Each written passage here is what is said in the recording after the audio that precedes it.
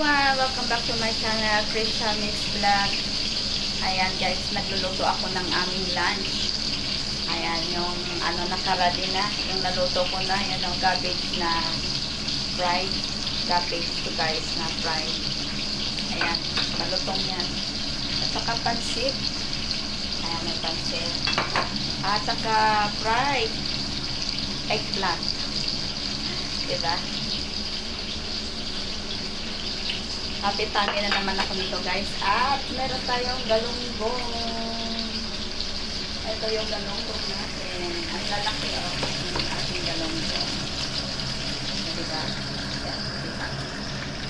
Ang laki ng galunggong. Galunggong. So inaan ko lang muna guys. No? Kasi ayaw ko ng isda na hindi ko to. Yan ako yan. So, ito yung munting kusina ni Krisha guys. Ayan. Ito yung aking munting kusina.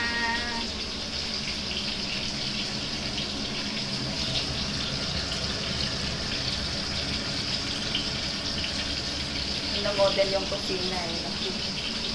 Ayan ang aking pagkain. Naluto na. So, happy tummy na naman ako nito guys. Pero anyway, flat naman na tayo. Wala na tayong belly. Wala na tayong belly fats. Kaya, ayan. Pero moderate pa rin ang pagkain nito guys. No? Yung pasok lang sa ating calories. Ayan. Thank you so much everyone sa inyo walang sawang support, panonood kay Krisha Mix Vlog. Ayan, mabuhay tayong lahat guys. God bless us all and happy Thursday everyone. Bye everyone!